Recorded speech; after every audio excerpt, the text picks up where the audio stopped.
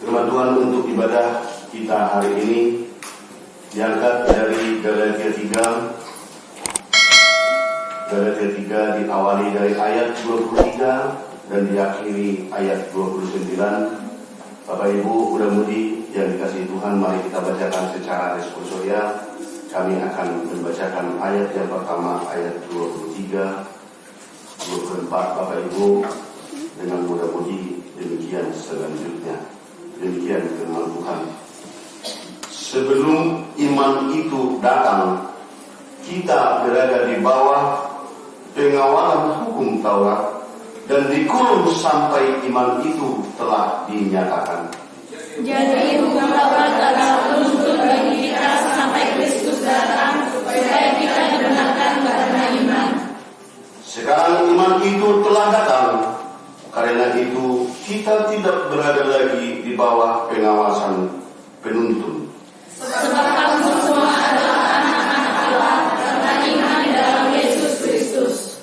Karena kamu semua yang dibaptis dalam Kristus telah mengenakan Kristus.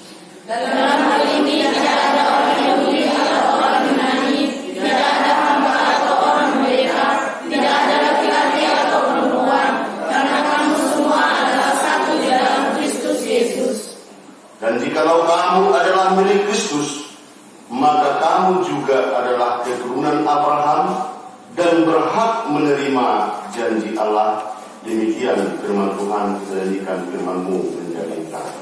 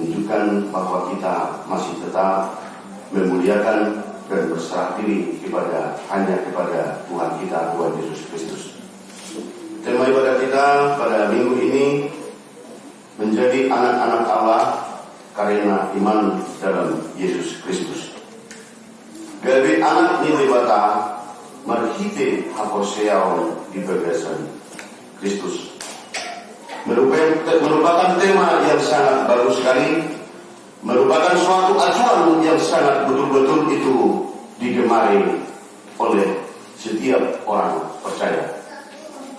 Apabila dikasih oleh Tuhan, pernah saya dengarkan itu, apalah arti sebuah nama. Kata-kata ini di sebagian orang dinyatakan benar, sebagian orang mengatakan bahwa nama itu merupakan sebuah hal yang sangat penting. Nama sangat mempengaruhi. Coba kita ingat sebentar Bapak Ibu ke kampung halaman kita. Di situ kalau tidak salah banyak nama-nama yang sering dikenal orang.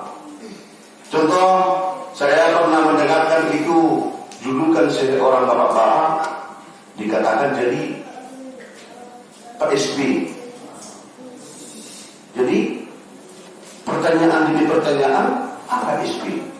Ternyata Sesudah orang-orang tua membagi tahu, dikatakan bapak ini si SB adalah siapa lebih.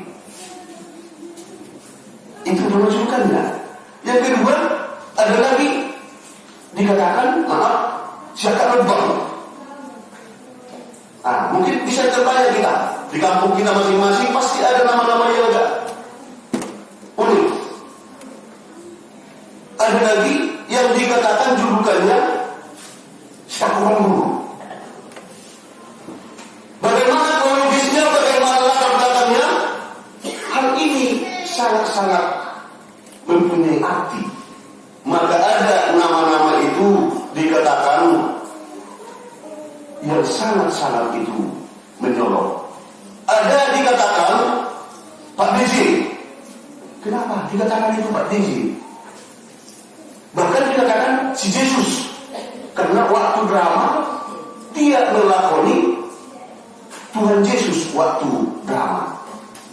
Suatu ketika Bapak Ibu, di antara 5 nama julukan ini, yang pertama tadinya itu Syakwan Begu, Syakwan Lobang, si Yesus, Syakwan Guru, Dawat Syakwan,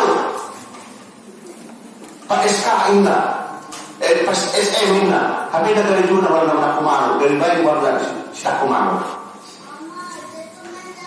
Bapak Ibu ada kesimpulan, di suatu tempat anak mereka itu merantau ke suatu tempat di perantauan. Apa yang terjadi? Keberangkatan mereka ini menuju suatu tempat dan bertemu dengan satu kampungnya. Datang bapak ini. Kamu anak siapa? Mulai pulang ibu telepon anak di siapa di rumah. Ibu mulamu anak musik. Saya ini anak siapa lupa. Mulai anak musik apa? Anak musik kurang dulu. Mulai anak musik. Ayo ada semua yang nama lagi. Awak telepon anak ni SM. Alai lucu, najulu dia bapak kau mana komando. Alai bisa betul di susun alai hidup kumah anak musik komando. Itu semua dulu dia bapak. Dibunuh anak musik apa? Saya anak Yesus. Dan mereka yang dimaini Bapak Ibu sama-sama mencari suatu pekerjaan di tempat yang belum pernah dijalani mereka. Ternyata nama itu tadi mempunyai suatu fungsi tersendiri dan mempunyai suatu kronologis. Mengapa nama itu menjadi suatu julukan terhadap orang tua mereka? Apa yang terjadi Bapak Ibu yang dikasih oleh Tuhan? Sabarlah ya, kamu tinggal di sini saja dulu. Saya punya rekanan di perusahaan Anda, saya punya teman-teman di pekerjaan yang lain. Saya akan cari tahu siapa yang membutuhkan. Apa yang terjadi Bapak Ibu yang dikasih Tuhan? Dalam tempo 2 hari sesudah pertemuan mereka, ada yang membutuhkan suatu pekerjaan, dan yang dibutuhkan itu tadi adalah hanya satu orang. Maka tanpa berpikir panjang, bapak ini tempat mereka merantau ini langsung memanggil anak daripada si Yesus. Anak ini memperankan drama Yesus tadi. Kau dulu ya, besok kau langsung pergi bekerja. Kamu sabar dulu. Kalau tidak ketemu, kamu cari, nanti saya bantu.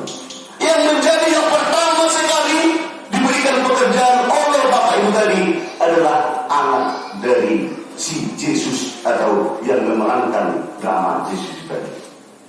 Ada hubungannya bapak ibu dengan tema ibadah kita dari suatu cerita itu tadi, dari suatu nama ini tadi, bahwa kita bersukacita diangkat menjadi suatu tema bahwa kita menjadi anak-anak Allah karena iman dalam Yesus Kristus.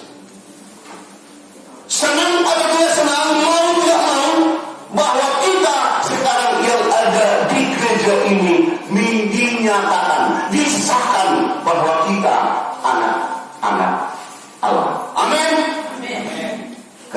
yang terlambat mengucapkan amin, minta maaf sama Tuhan, berarti jangan sampai dipanggil orang lain nanti anak Islam bingung. Jadi bahwa kita adalah anak-anak Allah.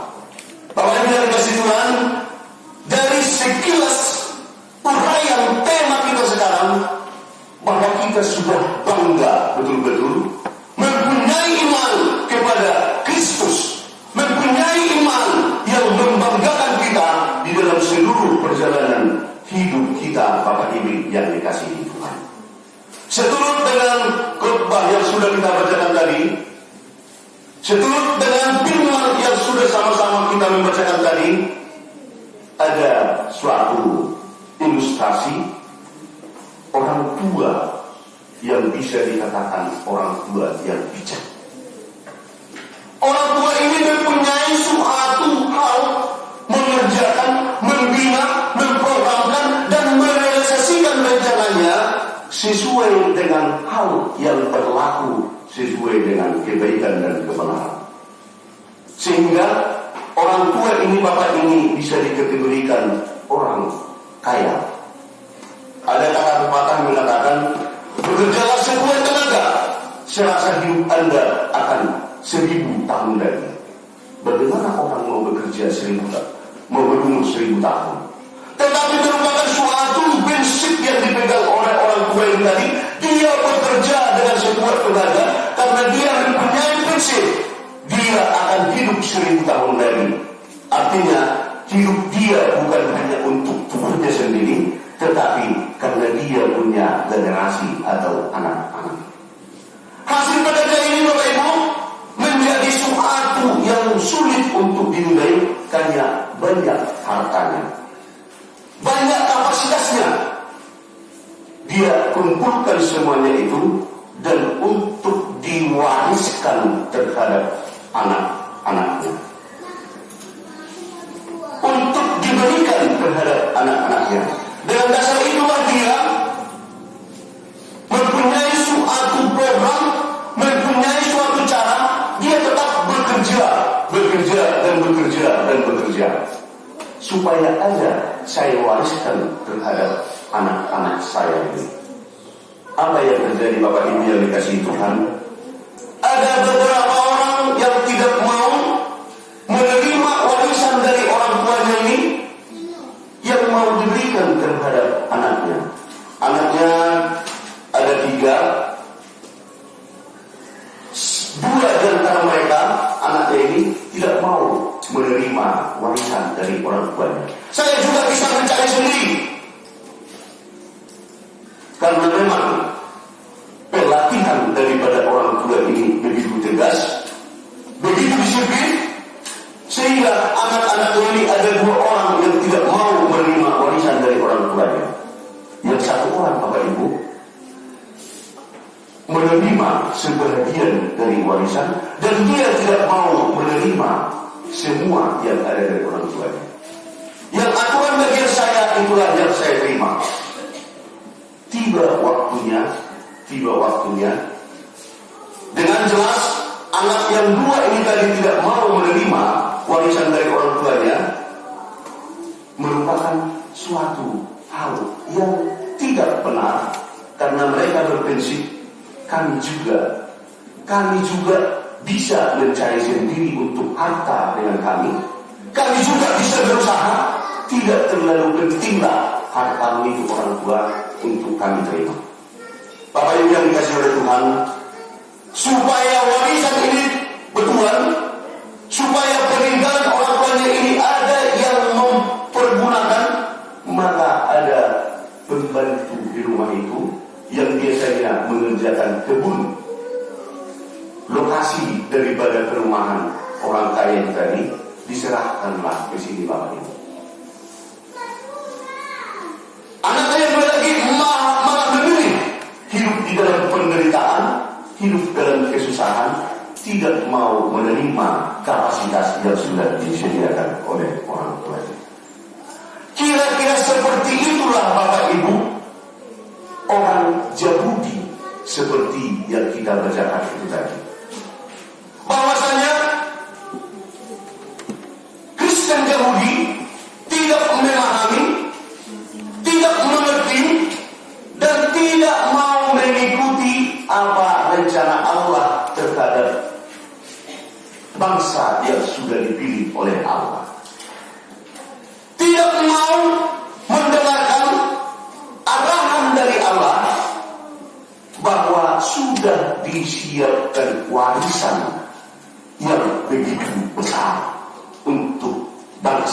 yang diberinya. Mengapa demikian Bapak Ibu? Kondisi mereka membuatkan suatu debat, suatu perselisihan, suatu kontra karena pengajaran daripada guru-guru palsu yang terjadi di Yahudi. Mereka mempunyai suatu pengajaran bahwa hukum Tauratlah yang menyelamatkan bangsa itu. Hukum Taurat sama-sama betul-betul hanya itulah yang bisa memutuskan bangsa itu. Kondisi itu sangat membentuk, sangat tidak terima dengan Rasul Paulus. Dari 10 hukum Taurat yang diterima oleh Musa di Gunung Sinai dari Allah, dikembangkanlah ini menjadi 613 pasal yang wajib dan harus dilaksanakan oleh seluruh Kristen Yahudi di saat itu. Maka dengan kondisi itu merupakan suatu dasar dari Apostel Paulus membuatkan surat, membuatkan suatu penjelasan terhadap Galatia. Itu dasarnya Bapak Ibu. Perbedaan itu tadi bahwa Yahudi mengatakan bahwa kita ini adalah Kristen, penyelamat kita adalah hukum Taurat. Sementara pengajaran Apostel Paulus mengatakan bahwa yang menyelamatkan kita bukan hanya hukum Taurat, tetapi kasih karunia Allah Bapa yang sudah digenapi melalui kedatangan Tuhan Yesus Kristus. Bukan hukum Taurat yang menyelamatkan manusia itu kalau percaya ataupun menjadi orang Kristen, tetapi kasih karunia Allah yang menyelamatkan kita. Melalui apa? Seperti yang kita baca tadi, sebelum iman itu datang, kita berada di bawah penawaran hukum Taurat dan dikurung sampai iman itu telah dinyatakan. Berarti yang dimaksud dengan sebelum iman itu datang, berarti iman yang dimaksud di sini adalah Yesus Kristus. Di sini kontra atau perbedaan ajaran Kristen Yahudi dengan non-Yahudi yang menjadi Kristen. Ini yang dipertegas oleh Rasul Paulus, Bapak Ibu, bahwa tidak karena perbuatan kita, tidak karena tindakan kita, tidak karena sifat kita yang sudah mengikuti hukum Taurat itu semata-mata yang bisa menyelamatkan kita hingga berpengharapan bisa masuk surga. Tetapi bahwa hukum Taurat itu telah digenapi melalui kedatangan Tuhan Yesus Kristus.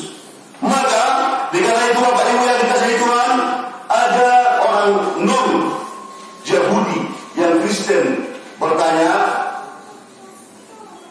apakah menjadi Kristen sejati harus mengikuti hukum agama Yahudi?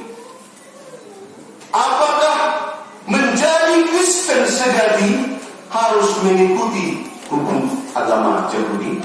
Begitu pertanyaan Kristen non-Yahudi. Rasul Paulus dengan tegas menjawab, tidak harus demikian. Bukan hukum Taurat yang menyelamatkan, tetapi keselamatan itu diperoleh karena kasih karunia Allah. Bukan berarti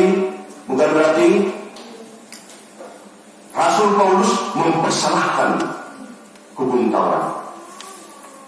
Tidak ada yang salah di dalam hukum Taurat, karena itu bersumber dari Allah.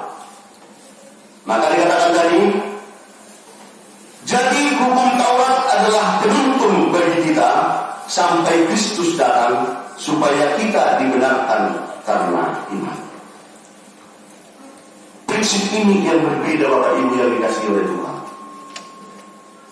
Kristen Yahudi mengatakan bahwa kalau sudah dilaksanakan, dikerjakan hukum yang 10 itu, bahwa kita sudah selamat.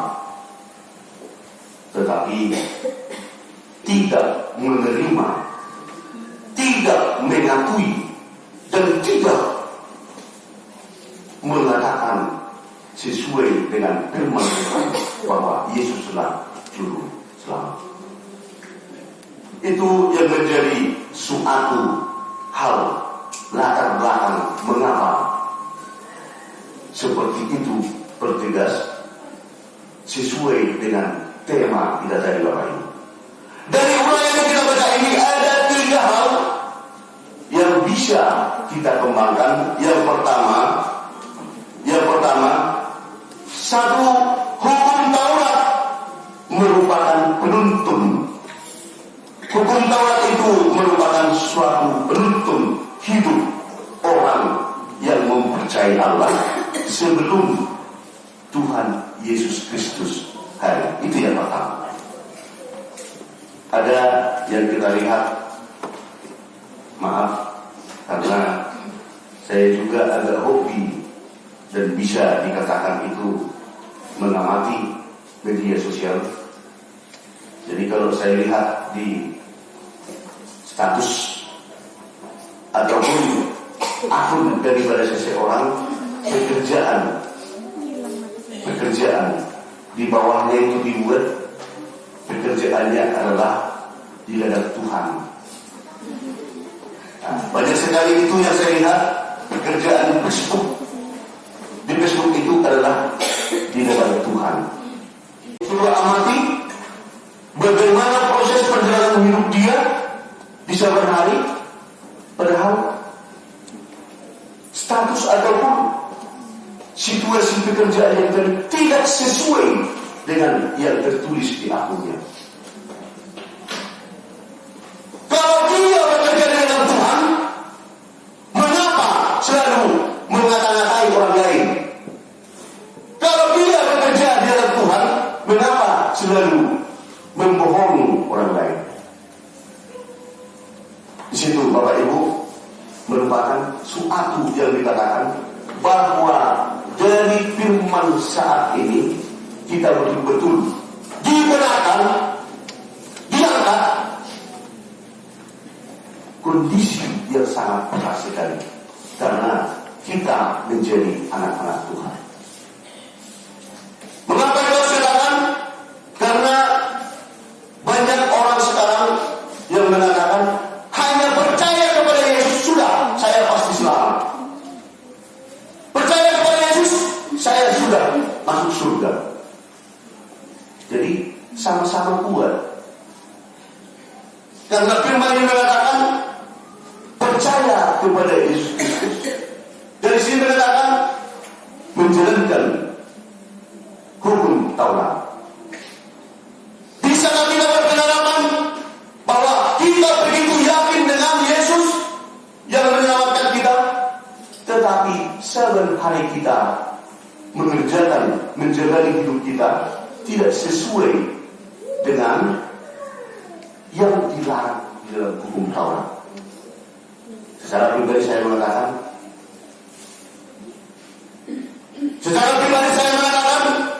bahwa kita bekerja dengan Tuhan, kita mengaku anak-anak Tuhan, tetapi pekerjaan kita selalu yang melanggar dari hukum Taurat yang diberikan oleh Allah. Maka dikatakan bahwa hukum Taurat itu merupakan suatu pagar yang mengawasi kita supaya berjalan hidup di dalam kenyamanan yang percaya kepada Allah. Yang kedua, Bapak Ibu yang dikasihi oleh Tuhan, Karena kasih karunia kita dapat pembenaran. Karena kasih karunia Allah, karena kasih karunia Allah melalui Yesus Kristus yang membenarkan kita dengan begitu banyak perbuatan dosa, begitu banyak kesalahan, tetapi karena kasih karunia Allah menebus kita dari dosa, kasih karunia Allah yang bisa memperhadapkan kita terhadap kebenaran Allah, sehingga ini sangat layak kita betul-betul berikan syukur kepada Tuhan. Saya yakin kalau kita merenung hal-hal apa saja yang kita kerjakan, yang tidak sesuai dengan yang dikehendaki oleh Allah, saya yakin kita pasti tahu ini tidak sesuai lagi.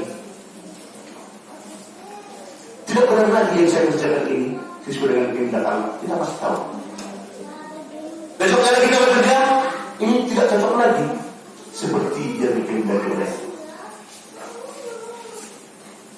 Firman ini mempertegas Bapak Ibu yang dikasihi oleh Tuhan. Kasih karunia Allah yang menyelamatkan kita, membenarkan kita, bahkan membuatkan suatu kenyamanan di dalam perjalanan hidup kita, bahkan bisa berpengharapan yang teguh bahwa kita menjadi pewaris di surga yang telah disediakan oleh Allah. Yang ketiga, Bapak Ibu, setiap orang percaya satu di dalam nama Tuhan Yesus Kristus. Ternyata seperti yang sudah kita bacakan tadi, ternyata tidak ada yang membedakan laki-laki dan perempuan di hadapan Yesus. Tidak ada yang membedakan yang ganteng dengan yang kurang ganteng di hadapan Allah. Tidak ada yang membedakan yang kaya dengan yang miskin di hadapan Allah. Bahwa firman ini mempertegas kita sama di hadapan Allah. Semua sama di hadapan Allah. Bagaimana kita sudah betul-betul mempercayakan diri kita melalui baptisan yang sudah sama-sama kita terima, berarti kita tidak ada pemisah-pisahan, tidak ada pembelak-belakan, bahwa setiap orang yang percaya kepada Kristus sama di hadapan Allah, dan semua berpengharapan dapat berpengharapan menjadi pewaris surgawi di tempat yang akan diwariskan Allah kepada kita. Sangat enak, sangat nikmat. Janji daripada khotbah ini, pengudahan daripada pemikiran kita yang begitu banyak itu problem, penyegaran daripada hati kita yang kadangkala diisi oleh kemelut. Khotbah ini mempertegas bahwa kita ternyata menjadi anak Allah yang mempunyai hak mewarisi apa yang disediakan oleh Allah.